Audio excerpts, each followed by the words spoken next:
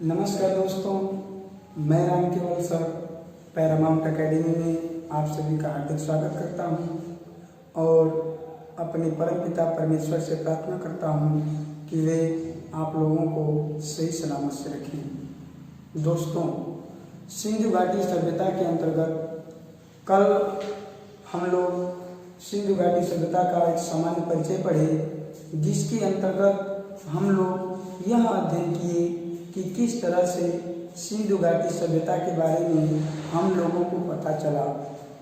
जैसा कि कल पढ़े थे हम लोग कि सबसे पहले चार्ल्स मैसन नामक विद्वान ने हड़प्पा के टीले की तरफ लोगों का ध्यान आकृष्ट किया, लेकिन उसकी बात को किस तरह से अनदेखा कर दिया गया।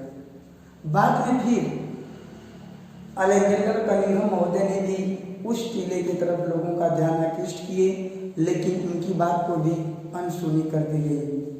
1921 ईस्वी में जब रेलवे लाइन बिछाते समय हड़प्पा नामक स्थान से मिट्टी निकाली जा रही थी, तो वहां से प्राप्त कुछ वस्तुओं को देख करके लोग चौंक गए।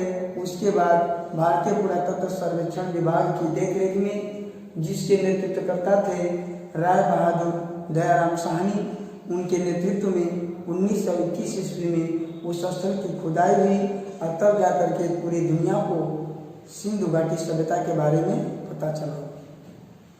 दोस्तों, कल हम लोग सिंधु घाटी सभ्यता का कार्यकाल भी पढ़े थे। उसके बाद सिंधु घाटी सभ्यता का नामकरण पढ़े कि किस तरह से सिंधु घाटी सभ्यता का नामकरण हुआ, किन किन नामों से उसे जाना जाता है। आज की इस वीडियो में हम लोग सिंधु सभ्यता का विस्तार पढ़ेंगे कि सिंधु घाटी सभ्यता का विस्तार कहाँ तक था, कितने देशों तक था, उसकी लंबाई कितनी थी, चौड़ाई कितनी थी, क्षेत्रफल कितना था और आकार कैसा था।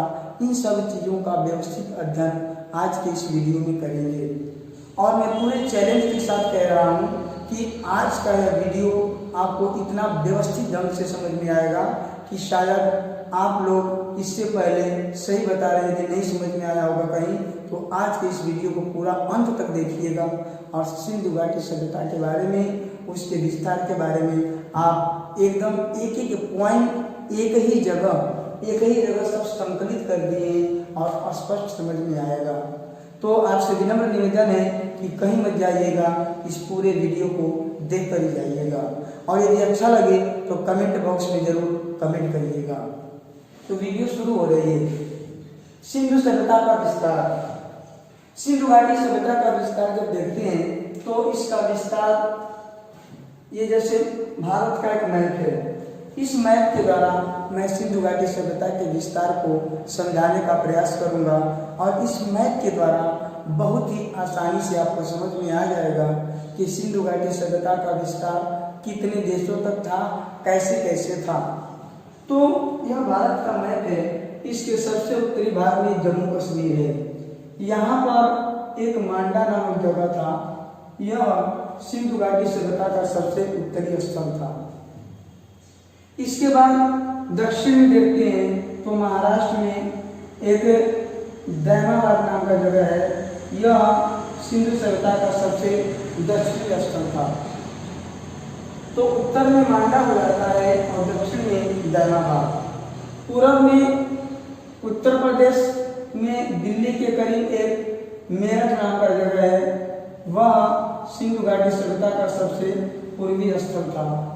और पश्चिम में देखेंगे तो पाकिस्तान में एक बलूचिस्तान प्रांत है। इस बलूचिस्तान प्रांत में सुतकांगेडोर नामक जो जगह है, यह सबसे पश्चिमी स्थल था। तो इस तरह से सिंधु घाटी सभ्यता का यह पूरा जो क्षेत्र देखेंगे, मिला देते हैं इसको हम लोग, तो यह स्थिति इसकी पता चलती है। इसका आकार हमको पता चल जाता है। यह दैमाबाद हो गया, यह कांगेडोर हो गया और यह मांडा। तो इस तरह से इसको हम देखेंगे जब, तो सिंधु घाटी सभ्यता का यह विस्तार इतने जगह तक, इतने एरिया में फैला हुआ था। यह पूरा जो क्षेत्र है यह सिंधु घाटी सभ्यता के अंतर्गत आता है। इस तरह से हमें देखने पर स्पष्ट पता चलता है कि सिंधु घाटी सभ्यता का एक पूरा विस्तार था। यह सबसे उत्तरीय स्थल था, यह सबसे दक्षिणी स्थल था और यह सबसे पूर्वी स्थल था, सबसे पूर्वी स्थल ये, और यह जो था सबसे पश्चिमी स्थल था। तो सिंधु घाटी सभ्यता का विस्तार यह आकार हमें मिल गया। अब इसको हम लिख दे रहे हैं, यह पूरब है, पूरब में आलमगीरपुर एक जगह का नाम है, आलमगीरपुर, यह मेरठ में पड़ता है और उत्तर प्रदेश में है। यह हिंडन नदी के किनारे है, हिंडन नदी। यह आपका है मांडा, मांडा यह अखनूर जिले में पड़ता है, अखनूर जिला, और जम्मू कश्मीर में पड़ता है, जम्मू कश्मीर। यह चिनाब नदी के किनारे है, चिनाब नदी। यह दक्षिण में जो है दैमाबाद, दैमाबाद यह महाराष्ट्र में पड़ता है, अहमदनगर नाम का जिला है, अहमदनगर महाराष्ट्र, और यह गोदावरी नदी के किनारे मिलता है। इसके बाद जो सबसे पश्चिमी स्थल देखते हैं ये वाला भाग, तो यह सूतकांगे डोर इसका नाम है, सूतकांगे डोर, सूतकांगे डोर। यह बलूचिस्तान में पड़ता है, बलूचिस्तान यह पाकिस्तान में है, और यह दास की नदी के किनारे है। किस नदी के किनारे है? दास की नदी के किनारे। तो चारों स्थलों को हम देखें, सबसे पूर्वी स्थल आलमगीरपुर, पश्चिमी स्थल सूतकांगे डोर, उत्तरी स्थल मांडा और दक्षिणी स्थल दैमाबाद। नदियों को भी यहीं पर देख लिया, आलमगीरपुर हिंडन नदी के किनारे, मांडा आपका चिनाब नदी के किनारे, और दैमाबाद आपका गोदावरी नदी के किनारे, और सूतकांगे डोर दास की नदी के किनारे। तो इस तरह से सबसे पूर्व, सबसे पश्चिम, सबसे उत्तर और सबसे दक्षिण स्थलों को हम जाने। यहाँ से एक क्वेश्चन हमेशा एग्जाम में आता है। उसके बाद पूछ देता है सिंधु घाटी सभ्यता की लंबाई कितनी थी।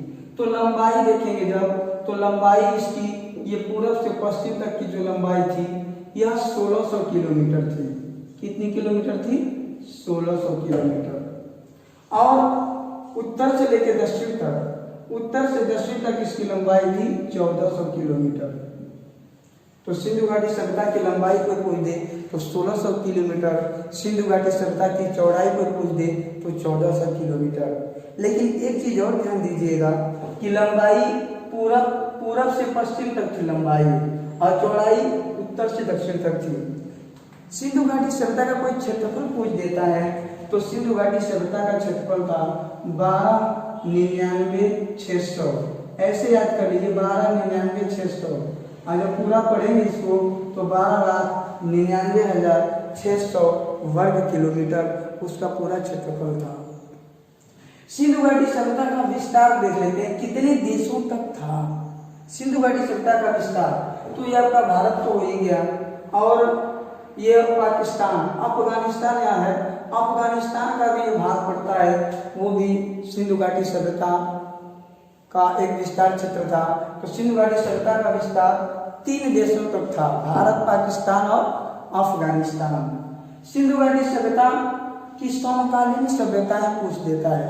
सिंधु घाटी सभ्यता की समकालीन सभ्यताएं, समकालीन का मतलब होता है दोस्तों कि जब सिंधु घाटी सभ्यता फल फूल रही थी, जब सिंधु घाटी सभ्यता का अस्तित्व था, उस समय विश्व में और कौन कौन सी सभ्यताएं विकसित थी और कौन कौन सी सभ्यताएं थी।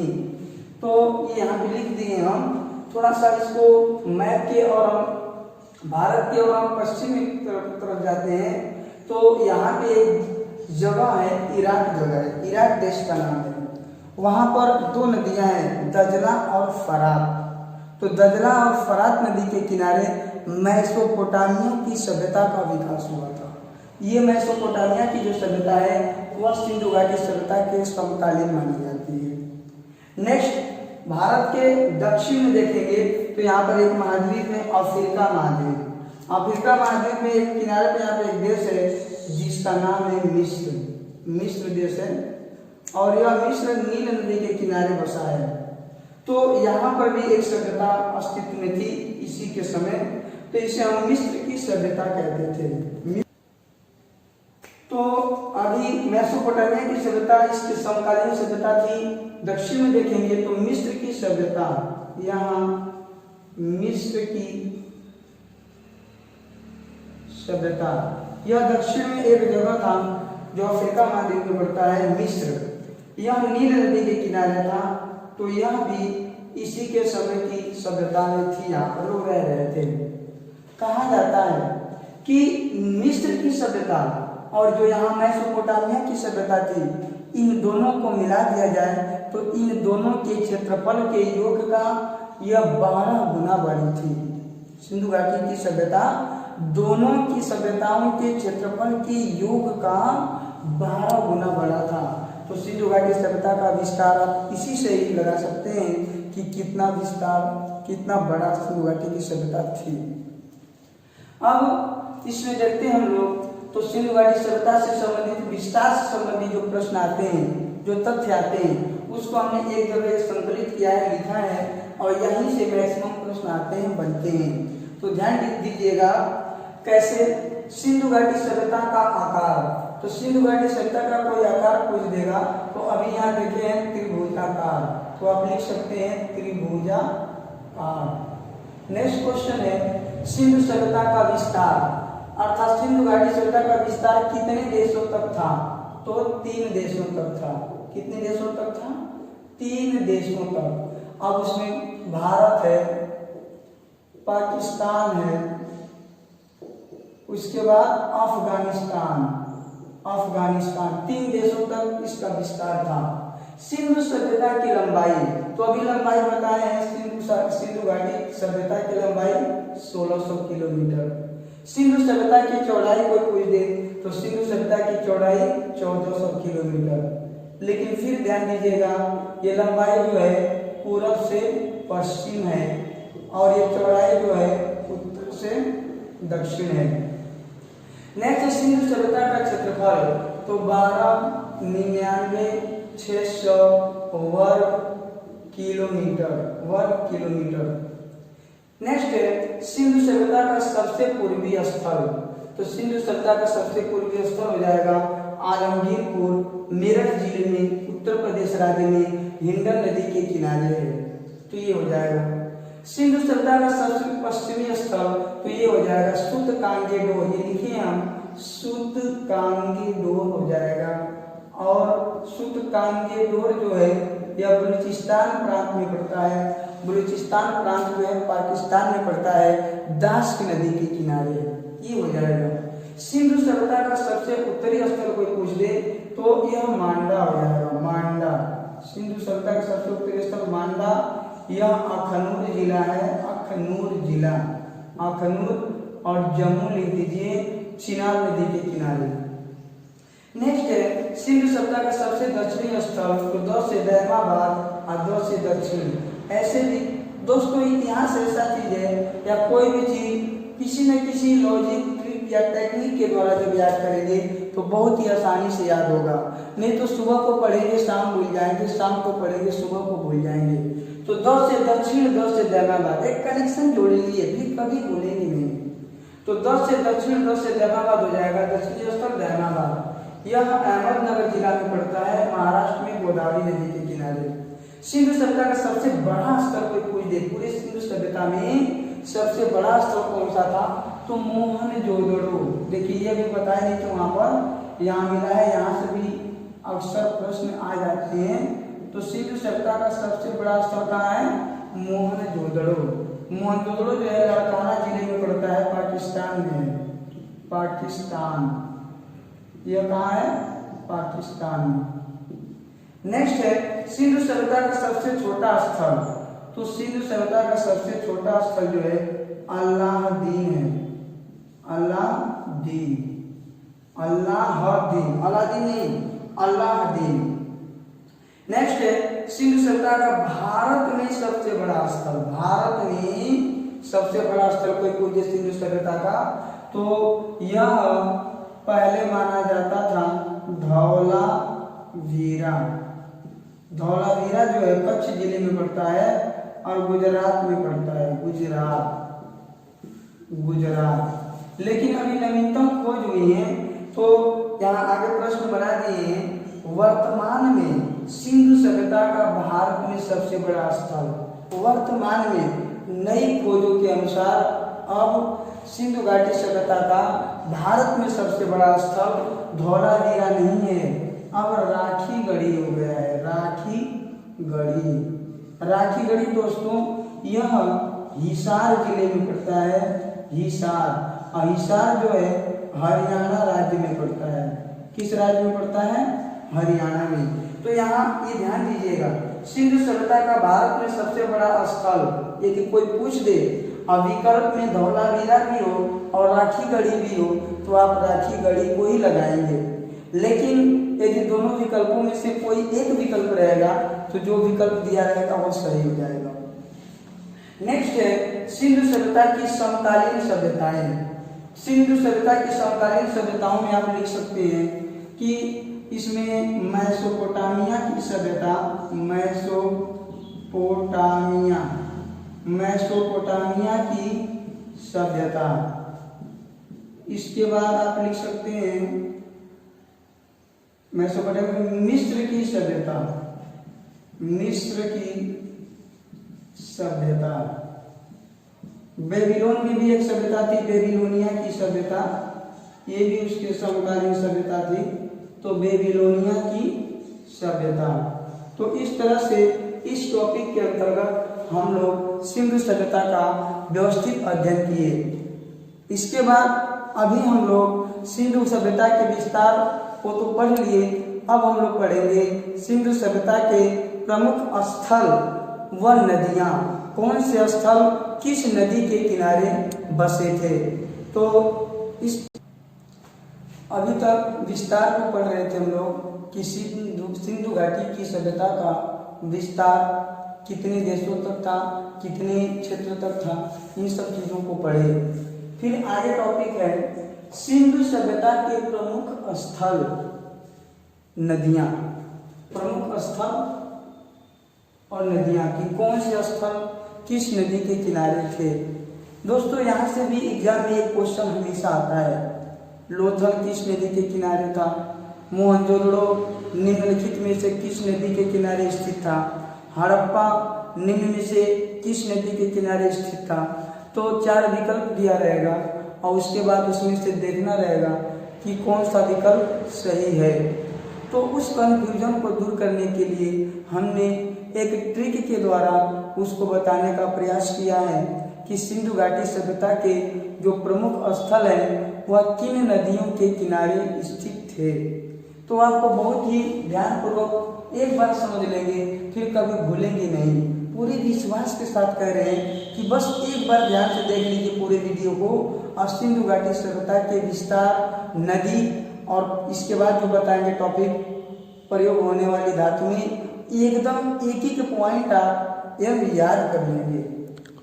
तो बस एक वाक्य याद करना है, बस लोभी मोशी का हरा कंघा रमा ने ले लिया तो रोस गई। एक मौसी थी दोस्तों, एक मौसी थी, वो बहुत ही लालची थी। लालची मौसी थी, तो लालची होने के कारण उसको लोभी मौसी कहते थे।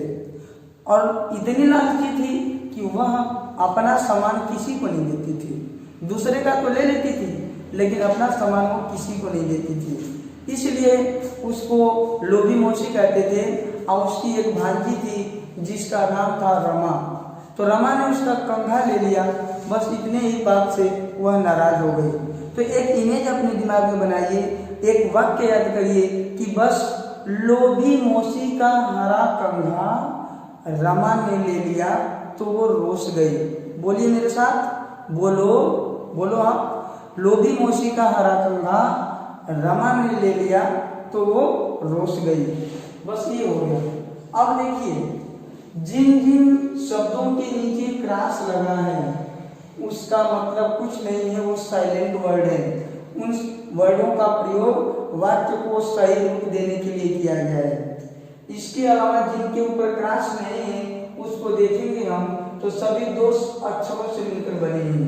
यहाँ भी दो अक्षर है, यहाँ भी दो अक्षर, सभी में दो अक्षर हैं जिनके नीचे क्रॉस नहीं बना है। तो यहाँ एक चीज याद कर लीजिए कि पहला अक्षर जो रहेगा वह स्थल को बताएगा, स्थल को इंगित करेगा, और दूसरा अक्षर जो रहेगा वह नदी को बताएगा। ध्यान दीजिएगा इस बात को। पहला अक्षर जो है वह स्थल को इंगित करेगा या बताएगा, और दूसरा स्थल जो है वह नदी को। जैसे ब से बनवाली, ब से ये बनवाली भी या कहीं कहीं बनवाली भी रहता है। बनवाली स्थान यह हरियाणा में पड़ता है, जगह हरियाणा, यह हरियाणा में। आपको जो बनवाली कहाँ है, किस नदी किनारे, तो हम बताए थे दूसरा अक्षर जो नदी को बताएगा। तो स से सरस्वती नदी, स से सरस्वती, तो सरस्वती नदी के किनारे। लो से या स्थल को बताएगा, बताए हैं कि पहला अक्षर जो है स्थल बताएगा। तो लो से लोथल, लोथल किस राज्य में पड़ता है, गुजरात में पड़ता है, गुजरात। अब भी से भिगवा नदी, भी से तो भिगवा नदी शुद्ध नाम इसका है भोगवा, यह भोगवा नदी है, भोगवा नदी। यह सरस्वती नदी हो गई, यह भोगवा नदी।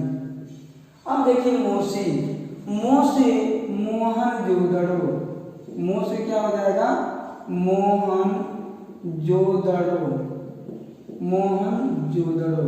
और यह बताया कि पाकिस्तान में पड़ता है, पाकिस्तान सिंध प्रांत का लड़काना जिला है, वहां पर यह पड़ता है मोहन जोदड़ो।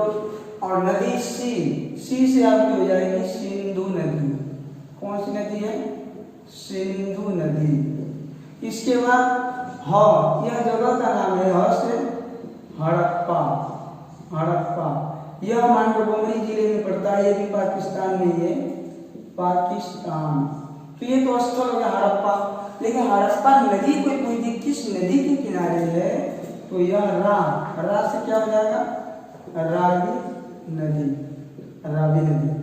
नेक्स्ट है क से कालीबंगा, क से कालीबंगा। कालीबंगा दोस्तों कहाँ है, राजस्थान में। यह गंगानगर जिला है, हनुमानगढ़ी भी कहा जाता है, तो वहाँ है कालीबंगा राजस्थान में। और घास से है घग्गर नदी, घास से घाघरा नहीं, घाघरा तो ये अपना सरयू नदी है, लेकिन यह घग्गर, घग्गर सरस्वती की एक सहायक नदी है, तो यह घग्गर नदी के किनारे है, घग्गर नदी। और नेक्स्ट है यह रंगपुर, र से क्या हो जाएगा, रंगपुर, रंगपुर, ये भी कहाँ पड़ता है, गुजरात में पड़ता है रंगपुर, रंगपुर गुजरात। और मा से हो जाएगा मादर नदी, किस नदी के किनारे रंगपुर है, मादर नदी। उसके बाद लास्ट है रो से रोपण, रो से रोपण, यह रोपण जो है पंजाब प्रांत में पड़ता है, किस प्रांत में पड़ता है, पंजाब, भारत। पाकिस्तान वाले पंजाब में नहीं, आपको पता है कि पंजाब एक पाकिस्तान में भी है, भारत में भी है, तो ये भारत वाले पंजाब में पड़ता है रोपण। और स से हो जाएगा सतलज नदी, स से सतलज नदी। तो इस तरह से हम लोग बहुत ही आसानी से इसको याद कर लेंगे कि कौन सा स्थल किस नदी के किनारे है। और एक वाक्य बस याद कर लेंगे कि सिंधु घाटी सभ्यता के प्रमुख स्थल वो उसकी नदियाँ। तो एक वाक्य याद कर लीजिए कि बस लोभी मौसी का हरा कंगा रमा ने ले लिया तो वो रोस गई, आराम से एकदम आपको समझ में आ जाएगा। नेक्स्ट आज पढ़ेंगे प्रमुख धातुएं जो सिंधु घाटी सभ्यता में प्रयोग होती थी। नेक्स्ट अब पढ़ेंगे हम लोग सिंधु घाटी सभ्यता में प्रयोग होने वाली धातुएं व मिश्र धातुएं। यहाँ से भी हमेशा एग्जाम में प्रश्न आते हैं कि निम्न में से किस धातु का प्रयोग सिंधु घाटी सभ्यता के लोग नहीं करते थे। अब उसमें 3 ऐसे धातुएं रहेंगी जिनका प्रयोग करते थे, एक का नहीं करते थे। तो आपको धातुओं का नाम याद होना चाहिए कि किन किन धातुओं या मिश्र धातुओं का वे लोग प्रयोग करते थे। तो अब सबका तो नहीं, लेकिन 7-8 ऐसे हैं जिनको आप आसानी से याद कर सकते हैं कि किन किन चीज़ों का वे लोग प्रयोग करते हैं। तो उसके लिए एक वाक्य याद करना पड़ेगा, बहुत ही मजेदार ट्रिक के द्वारा ये आपको बताने का प्रयास करेंगे हम। सोचता सीटी, एक वाक्य है, सोचता सीटी गोल सेल का है। सोचता सीटी गोल सेल का है, ध्यान दीजिएगा।